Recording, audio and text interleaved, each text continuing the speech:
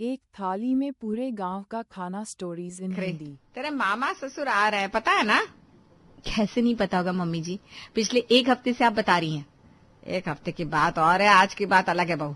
एक हफ्ते से तो मैं तुझे बस नोटिस दे रही थी। आज तो ओरिजिनल डेट है। सारी तैयारियां बराबर है कि नहीं?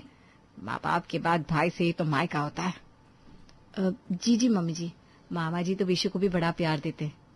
अच्छा, ये शायद आवाज दे रहे हैं मम्मी जी। मैं 1 मिनट में आई, इनको निकलना होगा ना, मैं इनके पास से होकर आती हूँ, फिर आराम से बैठकर आपकी सारी बात सुनूंगी।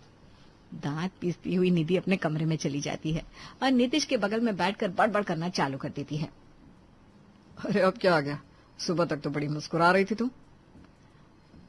रुपेश से बात हुई थी मेरी, वो तो कह रहा था उसके बेटे का बर्थडे है तो डैड तो साथ रहेंगी।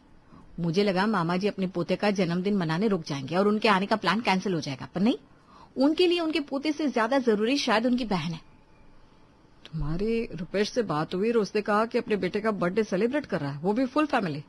मानना पड़ेगा रुपेश को भी, अपने परिवार के साथ रहता कहाँ है वो। मामा मामी को देखे तो उसे बरसों बीत गए। क्या बोल रहे हो तुम? रुपेश भैया ने फोटो डाली थी मामा मामी जी के साथ, मैंने देखी थी।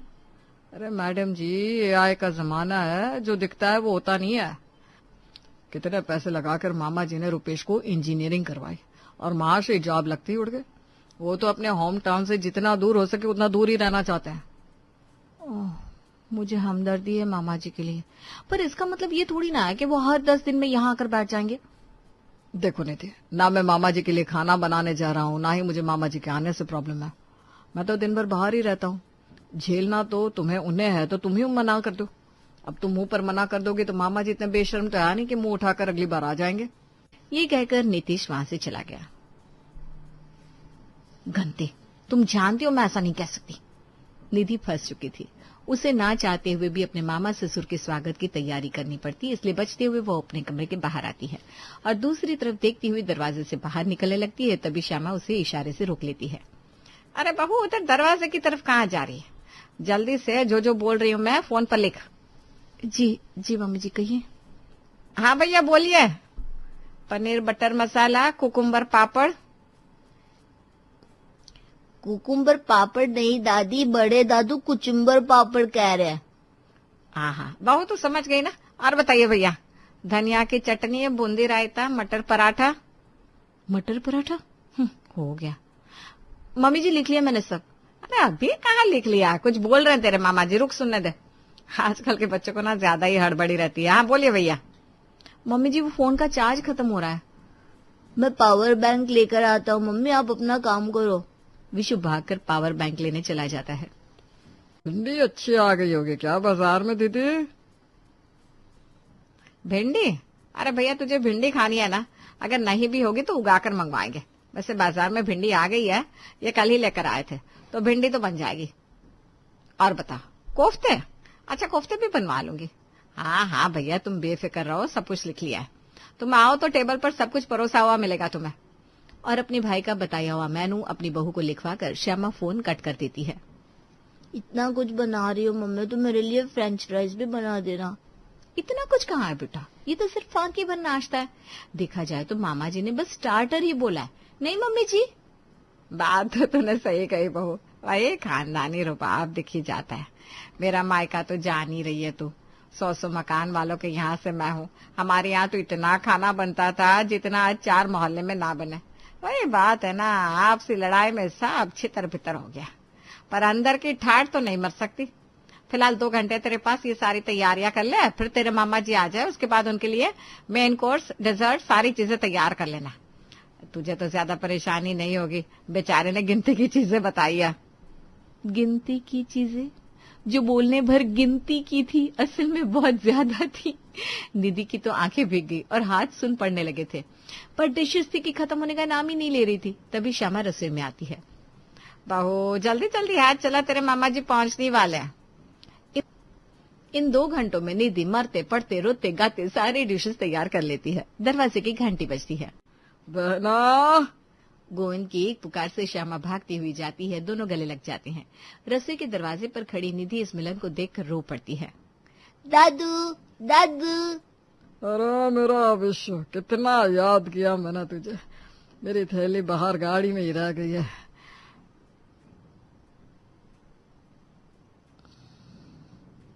जा जा कर देख मैं क्या लेकर आया हूँ तेरे लिए। जा जा जा। जब भी आते हैं कुछ न कुछ लेकर आते हैं आप मामा जी। आप चेंज कर लीजिए, मैं खाना लगाती हूँ। आपके इंतजार में अभी तक किसी ने खाना नहीं खाया।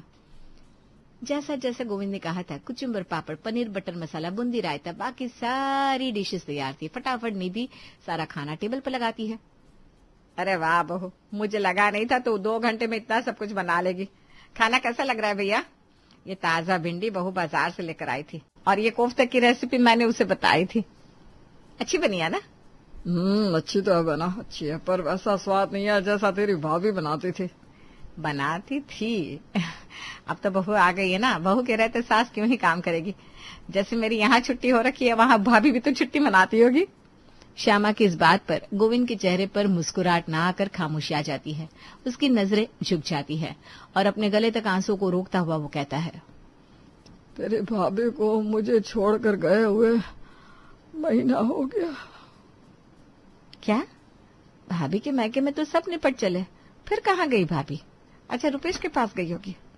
नहीं, उसे कहाँ मतलब है हमसे, इसीलिए तो बार बार तुझे परेशान करने आ जाता हूँ। अकेले घर पर मन नहीं लगता। आजकल तेरी भाभी कुछ सोलो ट्रैवलर बनी है तो अकेले घूमने चली जाती है मुझे छोड़कर। ओहो, ये तो भगवान ने बहुत बुरा किया मामा जी के साथ। अभी तक तो बेटे और बहू के धोखे का पता था, ये बीवी का और सुन लिया। इसीलिए मामा जी यहाँ आ जाते हैं। थोड़ी मेहनत ही करनी पड़ी है मुझे, और क्या। एक दो बार और सही, इसी बहाने मामा जी को भी लगेगा कि उनका कोई है। दोपहर के काम के बाद निधि बदन दर्द की दवाई लेकर कमरे में सोने चली जाती है। अभी तक वो लेटी भी नहीं थी कि विशु धीरे से दरवाजा खोलकर उसके कमरे में आता है। मम्मा, शाम को मैगी बना दोगी? अपनी माँ को ही चूल्हे पर बिठा देना बेटा। दोपहर की थकान मिटाने बैठी नहीं कि महाशय शाम का बोलने आ गए। इतना खाया है ना, अब सीधा रात को मिलेगा। जा अब सोने दे मुझे। विशु रोता हुआ अपने दादू के कमरे में जाकर उन्हें कंप्लेन कर देता है। ये आपके राज में क्या हो रहा है मालकिन? वही सुन रही हूँ मैं। बहू ने विशु को मैगी के लिए मना कर दिया। हाँ दादी कह रही थी अभी इतना तो खाया।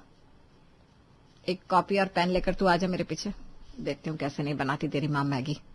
10 मिनट नहीं हुए थे निधि को सोते कि उसकी सास, मामा ससुर और विशु उसके कमरे में पहुंच जाते हैं।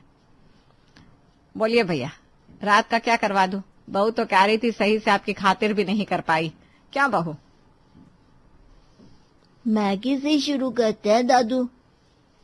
तो मसाला मैगी, फिर एक मटर कचौरी कर ले बेटा, साथ में छोले बना लेना। दोपहर में चावल नहीं बने थे तो राजमा चावल कर लेना। आलू की टिक्की बन जाए तो और अच्छा है। अरे क्यों नहीं बन जाएगी भैया, बिल्कुल बन पाएगी। बस तो फिर 2 तरह का मीठा और बस हो गया। ऐसे कैसे भैया? दही बल्ले और पापड़ तो आप भूल ही गए। बस रात भर की बात है, बस एक वक्त का खाना बनाना है, यही सोचकर निधि रसोई में चली जाती है। खाना बनाते वक्त निधि घड़ी के कांटों की ओर ही देख रही थी। इतनी भी बुरी नहीं हूं मैं कि घर आए मेहमान को भूखा भेज दूं। बेचारे मामा जी के आगे पीछे रह ही कौन गया है। आधे दिन से ज्यादा तो वो रुकते भी नहीं है। सुबह 6-7 बजे तो निकल जाएंगे। बस रात के खाने की बात है, इतना तो मैं कर ही सकती हूँ। खुद को मोटिवेट कर निधि अपने काम पर लग जाती है। कभी वो अपने टूटे नाखून को देखकर शोक मनाती, कभी एक हाथ कमर पर रखकर मिस्टर बच्चन बन जाती। छौंके की धांस बर्दाश्त करती निधि किसी तरह खाना बनाकर टेबल पर लगा देती है। अरे वाह निधि, मान गए तुम्हें। जो तुम आलू का पराठा बनाने में थक जाती हो, आज इतना कुछ बना लिया, मानना पड़ेगा। मामा जी, आपके आते ही निधि के हाथ पैरों में ना अलग सी जान आ जाती है। अब यहाँ क्यों नहीं आ जाते? अगर आप यहाँ रह गए ना तो फिर तो हमें रोज लजीज खाना मिलेगा। हाँ, मुझे भी कंपनी मिल जाएगी। वैसे भी दुकान में इतने कस्टमर आ नहीं रहे, तो मैं भी सोच रहा था कि कुछ दिन घर पर रुक जाऊं, पर घर पर बैठ कर करता क्या। अपनी मालकिन से बात करता हूँ तो ये तो पकड़कर मेरे मुंह पर 4 बातें मार देती है। झगड़ा ही होता है। अब जीजा साला साथ रहेंगे तो कंपनी हो जाएगी। इस डिस्कशन से जहां पूरा परिवार खुशियां मना रहा था, पर निधि की आंख से आंसू बहने को हो गए थे। रात को कमरे में जाते ही वो नीतीश की क्लास लगा देती है। क्या जरूरत थी तुम्हें मामा जी को रुकने को कहने की? मतलब मुझे उनसे हमदर्दी है, पर इतनी भी नहीं। दोपहर से 2 बदन दर्द की गोलियां खा चुकी हूं मैं। ये पकड़ो, ऑइंटमेंट मेरे पीठ पर स्प्रे मारो। हाय राम, कमर की तो बैंड बजी पड़ी है। वो तो हवा हवा में मैंने शायद ज्यादा बोल दिया, पर तुम घबरा क्यों रही हो? तुम तो जानती हो पहर से ज्यादा मामा जी किसी के घर में रुकते नहीं है, तो हमारे यहाँ क्यों रुकेंगे? सुबह उठते उठते जब तक सब कमरों से बाहर आएंगे देखेंगे मामा जी तो जा चुके हैं। नहीं, इतने से नहीं होगा। आज जो 2 वक्त मुझे इतना ज्यादा काम करना पड़ा है ना, उसके मुझे पैसे चाहिए तुमसे, पूरे 1 करोड़। 1000 में बात बनेगी तो बोलो। चलेगा। और अब पूरे हफ्ते के लिए मैं घर में नाश्ता नहीं बनाने वाली। तुम सुबह सुबह रोशन हलवाई की यहाँ से कचौरी लेकर आओगे, और इसके लिए भी पापा जी और मम्मी जी को तुम्हें ही मनाना होगा। और टिफिन में भी मैं रात की बची हुई रोटियां ले जाऊंगा अचार के साथ। अब तो डील फाइनल। क्या? सही में? हाँ, वो अच्छी तकनीक निकाली है मैंने। बार्टर सिस्टम नहीं चलता था क्या पहले? वही कर देता हूँ अपने ऑफिस में। एक मैं ही तो हूँ जो सब्जी रोटी लेकर जाता हूँ, बाकी कोई पुलाव, कोई उपमा, कोई नूडल्स, तो कोई कुछ। मैं अपने टिफिन से सभी को आधी रोटी बांटता जाता हूँ और सभी की टिफिन से थोड़ा थोड़ा खाना ले आता हूँ, और ऐसे मेरे पास तैयार हो जाता है बुफे। नीतीश अपनी बात बोलते हुए पीछे मुड़कर निधि को देखता है, पर निधि तो बेचारी थकान से सो चुकी थी।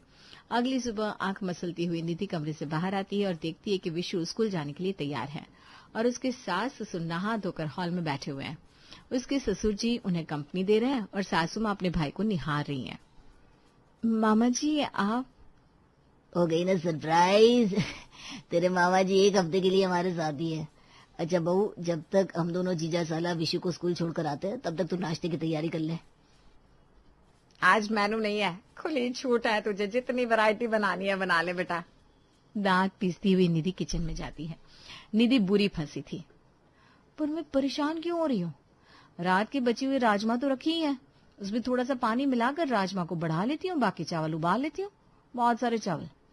और नाश्ते के वक्त तैयार राजमा चावल को लेकर निधि निकल पड़ती है अपने आस पड़ोस वालों के घर। आहा, राजमा चावल, ये तुम्हारे अंकल को ना बड़ा पसंद है बेटा। पता है मुझे, तभी तो आज राजमा चढ़ाते वक्त ही मैंने सोच लिया था कि अंकल जी के लिए जरूर लेकर जाऊंगी। अब कोरे राजमा लेकर आती तो अच्छा नहीं लगता ना, इसलिए चावल भी बना लिए। देख रही है बहू, इससे कहते हैं संस्कार। ये राजमा चावल अंदर ले जा और बर्तनों को खाली करके निधि को दे। अरे नहीं आंटी जी, बर्तनों की ऐसी कोई जल्दी नहीं है, आप आराम से नाश्ता कीजिए, बर्तन बाद में आ जाएंगे। अरे ऐसे कैसे बेटा, रुक जा तू। सुजाता रसोई में जाती है। अपनी रसोई से आलू गोभी की तैयार सब्जी और 2 आलू के पराठे निधि के बर्तनों में रखकर उसे वापस लाकर देती है। ये बात अच्छी नहीं लगती आंटी जी मुझे आपकी। ये कोई बात नहीं हुई कि मैं कुछ लेकर आई तो आपको रिटर्न में कुछ देना ही पड़ेगा। अरे बेटा, रिटर्न में कुछ नहीं दे रही हूँ, ये मेरा प्यार है, खाली बर्तन नहीं भेजते। यही तो निधि चाहती थी। एक के बाद दूसरा, दूसरे के बाद तीसरा, और ऐसे 5 घरों में राजमा चावल ले जाकर वो अपने घर नाश्ते की तैयारी कर लेती है। विशु को स्कूल छोड़कर प्यारे और गोविंद घर वापस लौटते हैं और डाइनिंग टेबल पर इतने सारे वैरायटी का खाना देखकर हैरान हो जाते हैं। अरे वाह बेटा, आम शरबत भी बना लिया। इस गर्मी का पहला आम का शरबत होगा मेरा ये। अब जब मामा जी ने मेनू का भार मुझ पर सौंप दिया था तो मुझे तो अपना 100% देना ही था ना पापा जी। वैसे आपकी पसंदीदा गोभी के पराठे भी है। और ये क्या बहू, ढोकला भी है? इतनी जल्दी इतना सब कैसे तैयार कर लिया तूने? ये तो मेरा प्यार है आपके लिए मामा जी। गोविंद बड़ा खुश हो जाते हैं और डकार मार मार कर गले तक खाना खा लेते हैं और फिर अपनी जेब से निकालते हैं चेकबुक और पूरे 21,000 का चेक निधि के नाम पर काट देते हैं। ये कोई सपना तो नहीं है? तू तो ऐसे बोल रही है बहू जैसे कभी हमने तुझे कुछ दिया ही नहीं। मैंने तो पहले ही कहा था हम खानदानी लोग हैं। वही बात तो हो जाती है कि राजा का राजपाट लूट भी जाए तो भी उसके पास इतना तो निकल ही आएगा जितने में गांव खड़ा हो जाए। तेरे मामा ससुर का दिल बहुत बड़ा है, रख ले बेटा। निधि 1 हफ्ते क्या, पूरी जिंदगी अपने मामा ससुर को अपने साथ रखने को तैयार थी। इसी तरह वो कभी कोई डिश बनाती और कभी कोई, और उसके बदले पड़ोसियों के यहाँ से खाने की अच्छी खासी वैरायटी अपने घर ले आती। एक शाम, कोई घर पर है क्या? हाँ आंटी जी, मैं हूं ना। सुबह तू जो सभी के लिए आलू की सब्जी लेकर आई थी, तेरा डब्बा हमारे पास ही रह गया था। अभी बहू गर्मा गर्म पकौड़े उतार रही थी तो इस डिब्बे में पकौड़े ले आई, खाकर बताना कैसा लगा। सही वक्त पर आ गई आंटी जी आप। इसी बहाने मामा जी को शाम का नाश्ता भी दे दूंगी। हो सकता है खुश होकर फिर कुछ दे दे। मुस्कुराती हुई निधि रुआब से पकौड़े अपने मामा ससुर के कमरे में लेकर जाती है। अरे दीदी, वो जरा मेरा बैग देना, मेरी इतनी खातिर कर रही है बहू, कुछ तो हाथ में रखना पड़ेगा ना। अभी नहीं भैया, रुक जाइए। भैया रात के 10 बजे निकल रहे हैं बहू। बहुत मना किया मैंने, पर इसे भी तो अपना घर देखना होता है।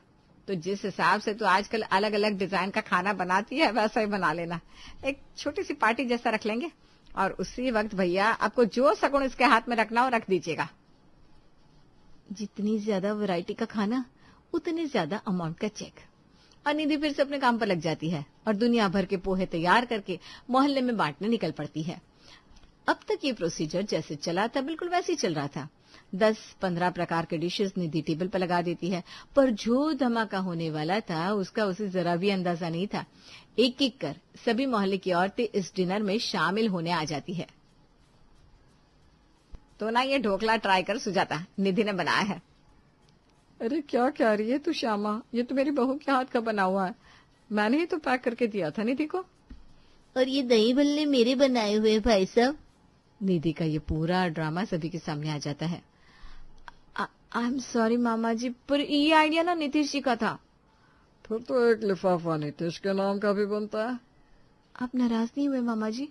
अरे बेटा, जिसकी बीवी बच्चे उसके पास नहीं रहना चाहते हो, उस आदमी के लिए अगर तूने थोड़ा दिमाग लगाकर एक थाली में पूरे गांव का खाना भर दिया तो इसमें तो तेरी तारीफ ही बनती है। यहाँ कोई किसी को एक वक्त खाना नहीं डालना चाहता। भले ही चीटिंग की तूने, पर इतना किया मेरे लिए। ले ये पकड़ चाबी, बाहर खड़ी है मेरी गाड़ी, अब से तेरी। निधि नीतीश को तोहफा देकर मामा जी लौट जाते हैं। मीना, शैली का टिफिन तैयार कर दे, वैसे आज तुम बड़ी लेट उठी हो। भाभी, मुझे बुखार आ गया था इसलिए सुबह देर से आंख खुली। कोई नहीं, अब तबीयत ठीक है तो शैली के लिए टिफिन तैयार कर दे, जिया भी बना देती हूँ। मीना सभी के लिए नाश्ता और शैली के लिए टिफिन तैयार करने किचन में चली जाती है। शैली, जो हमेशा नखरे दिखाती रहती, ऑफिस के लिए तैयार होकर डाइनिंग एरिया में आती है। चाची नाश्ता? शैली, अभी लाती हूँ। रेखा एक प्लेट में पोहा लाकर शैली के सामने रख देती है। तभी शैली गुस्से में, क्या चाची, आपको पता नहीं मैं पोहा बिल्कुल नहीं खाती? शैली बेटा, आज मेरी तबीयत ठीक नहीं है तो बस पोहा बना दिया। आपको मेरे लिए नाश्ता बनाने के लिए हमेशा बहाना बनाना होता है। मैं नहीं खाती ये पोहा। अरे शैली, इतना गुस्सा क्यों कर रही? मीना, ऐसा कर, शैली के लिए वो 2 मिनट वाला नाश्ता बना दे। भाभी, मैं समझी नहीं। इसके लिए मैगी बना दे, तेरी तबीयत की वजह से उसे भूखे पेट तो नहीं भेज देंगे। हाँ शैली बेटा, तुम बैठो, मैं 2 मिनट में मैगी बना कर लाती हूँ। चाची प्लीज थोड़ा जल्दी बना कर देना। शैली या कांता खुद मैगी भी नहीं बना पाती, पर मीना से हर रोज अलग अलग तरह के चटपटे नाश्ते की फरमाइश करती। मीना शांत स्वभाव की, बिना कुछ कहे सबकी फरमाइश पूरी करती। शैली अपने ऑफिस पहुंचती है। शैली, क्या तूने कल वाली प्रेजेंटेशन तैयार कर ली? क्यों, क्या हुआ? बॉस ने साफ साफ मेल किया है कि अगर कल वाली प्रेजेंटेशन तैयार नहीं हुई तो एक्स्ट्रा वर्क करना पड़ेगा। यार, आजकल दिमाग इतना डिस्टर्ब रहता है कि कोई भी काम करते मन नहीं लगता। ऐसा क्यों बोल रही है? तू तो ऑफिस के सारे काम सबसे पहले कंप्लीट करके देती है। दीपा, वो विवेक, उसके लिए रिश्ते आ रहे हैं और उसके घर वाले शादी के लिए और दबाव डाल रहे हैं उस पे। वो तेरा बॉयफ्रेंड है, किसी और से शादी कैसे कर सकता है? इस बारे में तू अपने घर वाले को इन्फॉर्म कर दे। यही तो प्रॉब्लम है, मैं अपने घर वालों को नहीं बता पा रही। क्यों नहीं बता रही? मैं HR पोस्ट पर हूँ और वो सेल्स मैनेजर, और ये बात जब मेरे घर वालों को पता लगेगी तो वो रिश्ते के लिए कभी भी हाँ नहीं करेंगे। शैली, विवेक के दिन बदलने वाले हैं, उसका प्रमोशन होने वाला है। दीपा, प्रमोशन होने वाला है, हुआ तो नहीं? क्या बात है, सुबह सुबह मीटिंग शुरू हो गई? नहीं सर, हम तो बस मॉर्निंग ग्रीट कर रहे थे। शैली बिना कुछ कहे वहां से अपने कैबिन में चली जाती है। लंच ब्रेक में विवेक उसके पास आता है। शैली, मुझे तुमसे कुछ बात करनी है। आओ साथ में लंच करते हैं, मैं नूडल्स लेकर आई हूँ। शैली, मैं कुछ इम्पोर्टेंट बात करने आया हूँ, तुम्हारे 2 मिनट वाले नूडल्स खाने नहीं। हाँ बताओ ना विवेक। विवेक शैली के पास चेयर पर बैठ जाता है। शैली, क्या तुमने हमारे रिश्ते के बारे में अपने मम्मी पापा और घर वालों से बात की? विवेक, मुझे थोड़ा टाइम दो, क्योंकि अगर तुम्हारा प्रमोशन हो गया तो इस रिश्ते के लिए कोई मना नहीं करेगा। तुम्हारी तरफ से मना नहीं करेगा, लेकिन क्या विवेक? मेरे पापा बुआ जी से पूछे बिना कोई भी काम नहीं करते। अगर बुआ जी को तुम पसंद नहीं आई तो ये रिश्ता चाहकर भी नहीं हो पाएगा। विवेक, ऐसे कैसे मैं तुम्हारी पसंद हूँ और तुम मुझे पसंद करते हो? मैं भी तुम्हें पसंद करती हूँ। बुआ जी का बीच में बोलने का क्या मतलब? मेरे पापा बुआ की पसंद को तवज्जो देते हैं और अगर बुआ को कुछ भी कमी लगी तो वो इस रिश्ते के लिए हाँ नहीं करेंगी। रही बात मेरे प्रमोशन की तो वो तो हो ही जानी है। ठीक है, मैं बात करती हूँ। शैली ऑफिस के बाद घर आ जाती है तो टेंशन की वजह से उसके सिर में दर्द हो रहा है। वो मीना को रूम में बुलाती है। चाची, चाची। हाँ शैली बेटा, क्या हुआ? चाची, मेरे सिर में बहुत दर्द हो रहा है, क्या आप मेरे सिर में बाम लगा देंगी? हाँ, लेकिन देव कल हॉस्टल के लिए निकल रहा है तो उसके लिए सेब और मटरी बना रही थी। मैं किचन का काम समेट कर कुछ देर में आती हूँ। चाची, किचन का काम कहीं भागा नहीं जा रहा, लेकिन मेरा सिर दर्द फटा जा रहा है। आप बहाना मत बनाओ, मेरे बाम लगा दो। ठीक है शैली, मैं गैस बंद करके आती हूँ। चाची थोड़ा जल्दी आना। मीना गैस बंद करके शैली के पास कमरे में जा रही थी, तभी देव हॉल में आकर, मम्मी, मैं पैकिंग करने बैठा तो देखा मेरे आधे कपड़ों पर तो प्रेस ही नहीं है। बेटा, कल रात का खाना बहुत लेट हो गया था इसलिए नहीं लगा पाई। तू निकल कर रख दे, मैं शैली के सिर में बाम लगाकर तेरे कपड़ों में प्रेस कर दूंगी। मम्मी, मैं पैकिंग करने के लिए बैठा हूँ और मैं प्रेस नहीं लगा पाता। शैली दीदी सिर में बाम खुद भी लगा सकती है। देव, ऐसा नहीं बोलते, तेरी बड़ी बहन है, अभी 5 मिनट में आ जाऊंगी। मम्मी, आपसे हद है। आपको शैली दीदी और ताई जी की उंगलियों पर नाचने की जरूरत नहीं है, क्योंकि आपके अपने बच्चे और जिंदगी है। चुप कर। घर में रहकर घर वालों के ही काम नहीं आए तो एक साथ रहने का क्या फायदा। मैं शैली के बाम लगाकर तेरे कपड़ों को प्रेस कर दूंगी। मीना देव को डांट कर शैली के रूम में जाती है। चाची, लग रहा है सारा काम निपटा के ही आई हो, मुझे बाम नहीं लगवानी। शैली, ऐसे क्यों कह रही है? मैं तो गैस बंद करके तुरंत तेरे पास आई हूँ। चाची, बाम रहने दो, आप मेरे लिए एक कड़क चाय बनाकर दे दो। ठीक है शैली। मीना तुरंत भागकर किचन में आती है। उसके पास ढेर सारा काम फैला पड़ा होता है। एक तरफ सेब बनाने के लिए गैस पर कढ़ाई चढ़ी होती है और दूसरी तरफ वो चाय बनाने रखती है। पूरा सिंक बर्तन से भरा पड़ा होता है।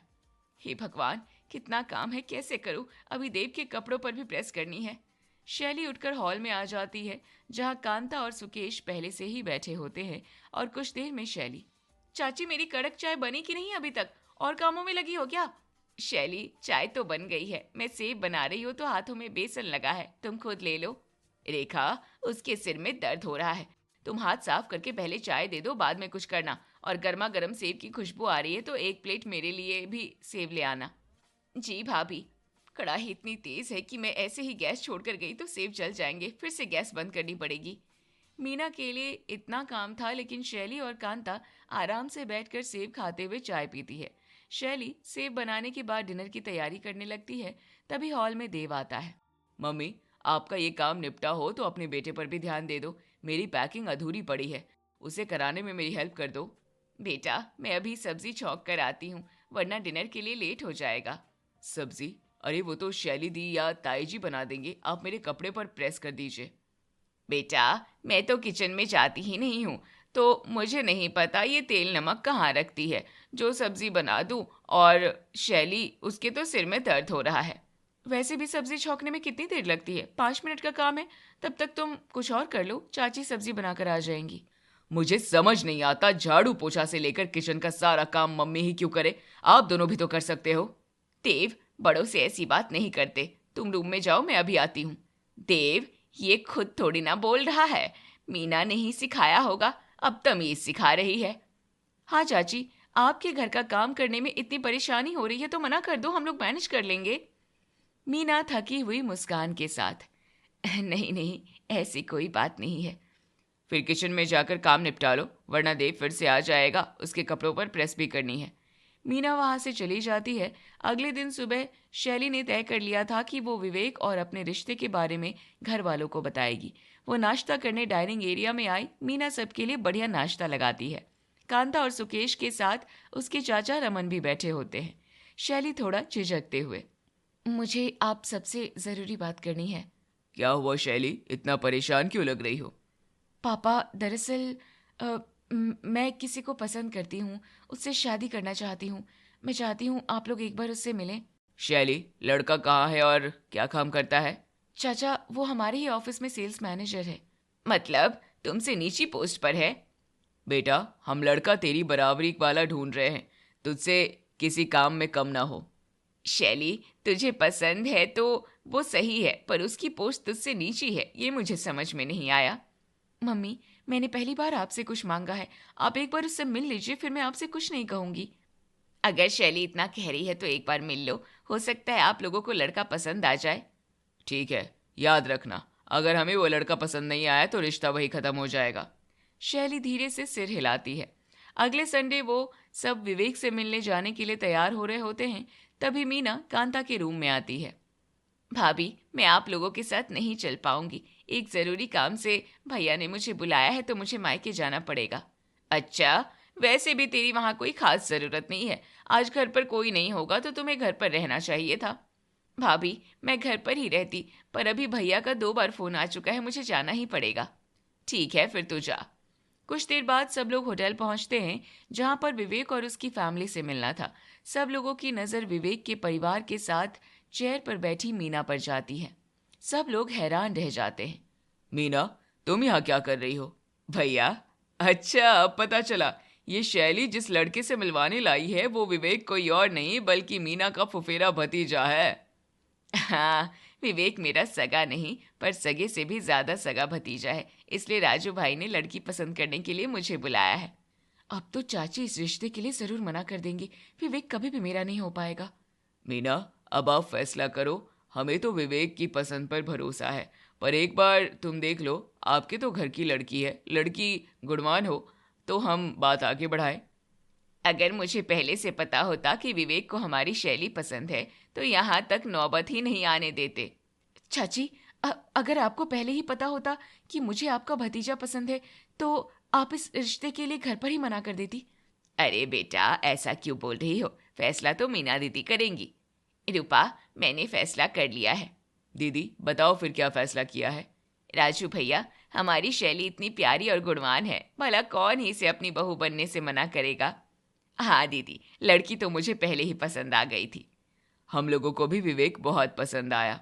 सब एक साथ मुस्कुराने लगते हैं पर शैली के चेहरे पर घबराहट होती है। सब लोग घर आ जाते हैं। शैली अपनी माँ कांता के कमरे में जाकर, मम्मी, मुझे समझ में नहीं आया, चाची ने हमारे रिश्ते के लिए हाँ कैसे कर दिया? वही तो, हम लोग मीना पर इतना हुक्म चलाते हैं, वो तो मन ही मन हमसे नाराज रहती होगी, फिर इसने अपने भतीजे के लिए तेरे रिश्ते के लिए हाँ कैसे कर दी? मम्मी, मेरी शादी के बाद चाची मेरी बुआ सास बन जाएगी, कहीं वो सास बनकर बदला तो नहीं लेंगी? अरे, ये तो मैंने सोचा ही नहीं। शैली, तू कहीं और शादी कर ले, विवेक के साथ शादी करके तू जिंदगी भर नौकरानी बनकर रहेगी। मम्मी, आप कैसी बातें कर रही हो, मैं विवेक से बहुत प्यार करती हूँ, उसके अलावा किसी से शादी नहीं कर सकती। खूब अच्छे से सोच समझ लो, जिंदगी भर की बात है, पता चले बुआ सास तेरी सास को कान भरकर तेरी जिंदगी नर्क कर दे। मम्मी, कुछ भी हो पर मैं शादी विवेक से ही करूंगी। फिर क्या था, शैली की शादी बड़ी धूमधाम से विवेक के साथ हो जाती है। शैली का ससुराल में बड़ी धूमधाम से गृह प्रवेश होता है। रूपा, आरती उतार कर अपनी बहू को घर में लो। दीदी, ये काम तो आपके शुभ हाथों से होना चाहिए, आप ही बहू का गृह प्रवेश कराइए। हाँ मीना, आप ही गृह प्रवेश की रस्म पूरी करो। ठीक है। मीना बड़े प्यार से शैली का गृह प्रवेश कराती है। बहू, चलो देवता पूजन कर लेते हैं। जी मम्मी जी। शैली, देवता पूजन में लापरवाही मत करना, बहुत ध्यान से करना, अगर ये देवता एक बार रूठ जाए तो इनको मनाना बहुत मुश्किल होता है। ठीक है चाची। अरे बहू, तू मीना दीदी को चाची क्यों बोल रही है? वो यहाँ तेरी बुआ सास है, तो उनकी हैसियत से सम्मान से बात कर। मम्मी जी, मैं बचपन से चाची बोलती आई हूँ तो। बहू, ये बात सही है, पर अब ये तुम्हारी सास है, जो भी बोलना सोच समझ कर बोलना। जी पापा जी। शैली कांपते हाथों से देवता पूजन करती है, फिर अपने कमरे में जाकर सो जाती है। तभी सुबह सुबह उसके कानों में तेज आवाज गूंज रही थी। उसके सामने मीना खड़ी थी, जो अब उसकी बुआ सास थी। उनके चेहरे पर शांत मुस्कान, पर आवाज में पहले जैसी मिठास नहीं थी। शैली बहू, सूरज सर पर चढ़ गया है, अभी तक सो रही हो? बेटी बनकर तो कुछ जिम्मेदारी नहीं उठाई, लेकिन अब बहू बन गई हो, पूरे घर की जिम्मेदारी तुम्हें ही उठानी है। जी चाची जी, अभी आती हूँ। वो किचन में पहुंचती है, वहां बर्तनों का ढेर लगा हुआ होता है। शैली, पहले सारे बर्तन धो लो, उसके बाद सबके लिए नाश्ता तैयार करना है। यहाँ पर सब अलग अलग तरह का नाश्ता करते हैं, रूपा भाभी बता देंगी क्या क्या बनाना है। चाची जी, मेरी कल ही शादी हुई है और इतने सारे बर्तन का ढेर मुझे साफ करना होगा। शैली, सबके घर में ऐसे ही बर्तनों का ढेर होता है। तूने मायके में कभी किचन में झांक कर नहीं देखा, इसलिए तुझे पता नहीं। अब जल्दी जल्दी काम खत्म करो। तभी हॉल से रूपा की आवाज आती है, मीना दीदी, बहू ने चाय बनाई कि नहीं, वरना मैं बना दूं। भाभी, अब तुम शांति से बैठो। अब बहू आ गई है तो सारा काम वही करेगी। अगर ये काम नहीं करेगी तो सीखेगी कैसे? दीदी, आप बात तो सही कह रही हो। जब तक बहुओं से काम न कराओ, उन्हें अपनी जिम्मेदारी समझ में नहीं आती। शैली, चाय बनने रख दे। जी चाची, पर मैं तो जॉब करती हूँ और अगर सारे घर की जिम्मेदारी उठाऊंगी तो ऑफिस कैसे जाऊंगी? अब तुम इस घर की बहू हो तो जिम्मेदारी तुम्हें ही उठानी पड़ेगी, चाहे तुझे इसके लिए जॉब छोड़नी पड़े। तूने तो देखा ही होगा, मैं घर का सारा काम करती हूँ, किसी से कोई शिकायत नहीं करती। लेकिन चाची। शैली, बहू, सिर में दर्द हो रहा है, मुझे तुरंत चाय चाहिए। शैली जल्दी जल्दी चाय बनाकर देती है। तभी मीना आराम से सोफे पर बैठकर चाय पीती है। रूपा तेज आवाज में, बहू, नाश्ते में विवेक के लिए दलिया और मेरे और अपने पापा जी के लिए ढोकला बना देना, और बुआ जी जो भी खाए उनके लिए वो बना देना। मम्मी जी, इतना सब कुछ? शैली, तुम्हें तो किचन के नाम से डर लगता था ना, कभी किचन में झांकती नहीं थी। तुम्हें याद तो होगा ना, तुम मुझे हर रोज अलग अलग नाश्ते बनाने को बोलती थी। अब तुम भी अपनी काबिलियत दिखाओ। बहू, इसमें डरना क्या है? मैं भी हर रोज सबके लिए अलग अलग नाश्ते बनाकर खिलाती रहती हूँ। नाश्ता बनाने से पहले विवेक के कपड़ों पर प्रेस कर देना। जी मम्मी जी, कर दूंगी। शैली, फिर ये झाड़ू पोछा भी तुम्हें ही करना है, इसलिए जल्दी जल्दी हाथ चलाओ ताकि तुम जल्दी काम कर सको। इतना सारा काम मैं अकेली कैसे करूंगी? क्यों नहीं करोगी? जब मैं घर पर काम करती थी तब तो तुम्हें कोई दिक्कत नहीं होती थी। जेठानी जी और तुम्हारे होते हुए भी मैं पूरे घर का काम अकेले ही करती थी। शैली की आंखों में आंसू आ जाते हैं। अब समझ में आया शैली बहू, सबके होते हुए घर का काम अकेले करना कितना मुश्किल होता है। नहीं नहीं, आप नाराज मत हो, मैं घर का सारा काम अकेले कर लूंगी। सपना खुल जाता है। शैली जोर से चिल्लाते हुए आंखें खोलती है और उसका पूरा शरीर पसीने में भीग चुका था। तभी पास में विवेक लेटा हुआ जाग जाता है। क्या हुआ शैली, तुम इतनी घबराई हुई क्यों हो? कुछ नहीं विवेक, वो एक बुरा सपना आ गया था। डरो मत, ये हाँ तुम्हारा घर है, मैं तुम्हारे साथ हूँ। शैली अभी भी डरी हुई थी और मन में सोच रही थी, कहीं सच में चाची मुझसे पुराने दिनों का बदला तो नहीं लेंगी, कहीं मेरा सपना सच तो नहीं हो जाएगा। शैली तैयार होकर हॉल में आती है, जहां पर सच में सपने की तरह ही मीना और रूपा उसके सामने खड़ी होती है। उसके मन में घबराहट होती है, कहीं उसका सपना सच तो नहीं होगा। वो उनके पास जाकर, मम्मी जी, आज मेरी पहली रसोई है, बता दीजिए खाने में क्या बनाना है? शैली, 2-3 सब्जियां, खीर और पूड़ी बना लेना। हम अपने परिवार के लोगों को बुलाएंगे तो खाने में वैरायटी तो होनी चाहिए। भाभी, अभी इसके हाथों की मेहंदी तक नहीं छूटी है और ये 5 सब्जियां और खीर बनाएंगी। दीदी, फिर क्या करना चाहिए? आज इसकी पहली रसोई है तो खाना तो बनेगा ही। भाभी, सब्जी पूड़ी हम दोनों मिलकर बना लेंगे और खीर इससे बनवा लेते हैं तो शगुन भी हो जाएगा और शैली परेशान भी नहीं होगी। आप सही कह रही हैं दीदी, लेकिन अब शादी हो गई है तो जिम्मेदारी तो उठानी पड़ेगी। देखो भाभी, मैं तुमसे साफ कह देती हूँ, हमारी शैली बड़े लाड़ प्यार से पली है। मैंने भी शादी के लिए सिर्फ इसलिए ही हाँ की थी कि यहाँ उसे कोई परेशानी नहीं होगी। दीदी, आप जैसा चाहोगे वैसा ही होगा। देखो भाभी, घर की जिम्मेदारी धीरे धीरे समझ पाएगी, इसलिए उसे घर का सारा काम उस पर मत डाल देना। उसी वक्त विवेक रूम से बाहर आता है। बुआ जी बिल्कुल सही कह रही हैं। मम्मी, आपकी बहू हमारी कंपनी की एचआर है, घर का सारा काम करने के लिए नौकरानी लगवा लेंगे। अच्छा मेरे लाडले, जैसा तुम दोनों को सही लगे। ये घर भी तुम्हारा है और जिम्मेदारी भी तुम दोनों की। अब तय है, हमारी शैली हाउस हेल्पर के साथ ही घर की जिम्मेदारी उठाएगी। शैली इमोशनल होकर मीना के गले लग जाती है। चाची, आप बेस्ट चाची हो, हम आपको कभी नहीं समझ पाए। बेटा, शुभ काम के समय इमोशनल नहीं होते। चलो पहली रसोई की रस्म करते हैं।